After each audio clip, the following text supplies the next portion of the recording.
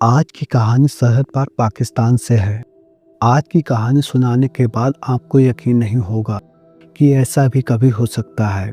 ये कहानी आपको बेचैन कर देगी और सोचने पर मजबूर कर देगी। ये कहानी पाकिस्तान के कराची शहर से है, जो इंसानियत को शर्मसार कर देने वाली घटना पर आधारित है। अक्टूबर 2011 में कराची के एक कब्रिस्तान में जो हुआ, उसने सभी को सोचने पर मजबूर कर दिया। ये घटना एक ऐसे व्यक्ति की कहानी है जिसने अपनी हवस की भूख को मिटाने के लिए इंसानियत की सारी हदें पार कर दी। 31 अक्टूबर 2011 उस शाम कब्रिस्तान के कर्मचारियों का एक समूह बाहर बैठा हुआ बातचीत कर रहा था।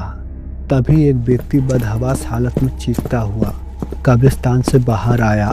उसका चेहरा पीला था और वह इतना डरा हुआ था कि कुछ भी बोल नहीं पा रहा था।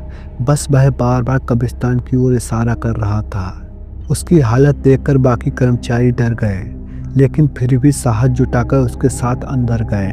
जब वे वहां पहुंचे तो देखा कि एक ताजी बनी कब्र का हिस्सा कब्र की पैरों तरफ खुला हुआ था और ऊपर रखा पत्थर हटाया गया था।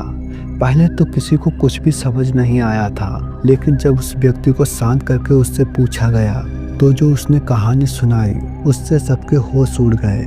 उस व्यक्ति का नाम मोहम्मद रियाज था, जो पाकिस्तान के पंजाब प्रांत के सरगोदा गांव में रहने वाला था। रोजी रोटी की तलाश में वह कराची आया था और एक कब्रिस्तान में काम करने लगा था। वहीं उसकी दोस्ती बजीरा नाम के एक व्यक्ति से हुई, जो कब्र की देखभाल करता था। कुछ समय बाद रियाज ने देखा कि बजीरा कब्र खोदकर अंदर जाता था और थोड़ी देर बाद वापस आकर उन्हें बंद कर देता था। जब रियाज ने बजीरा से इसका कारण पूछा तो उसने उसे अपने साथ इस घिनौने काम में शामिल कर लिया। वजीरा और रियाज दोनों मिलकर ताजी दफनाई गई महिलाओं और लड़कियों की लाशों के साथ अमानवीय कृत्य करते थे। रियाज ने पुलिस के सामने कबूल किया कि उसने 1.5 से 2 साल में 48 महिलाओं की लाशों के साथ घिनौना अपराध किया। भाई और बजीरा हमेशा शाम के वक्त दफनाई गई ताजी लाशों का इंतजार करते थे, क्योंकि सुबह या दोपहर को दफनाई गई लाशों के पास लोग ज़्यादा रहते थे। बजीरा की मौत के बाद रियाज अकेले ही यह काम करने लगा। 31 अक्टूबर 2011 को जब एक युवती की लाश को दफनाया गया तो रियाज ने रात में कब्र खोली और अंदर घुस गया, लेकिन इस बार कुछ अलग हुआ। उसने लाश की आंखों में चमक देखी और उसे ऐसा लगा कि वह जिंदा हो गई। डर के मारे वह चीखता हुआ भागा और बाकी लोगों के पास पहुंचा।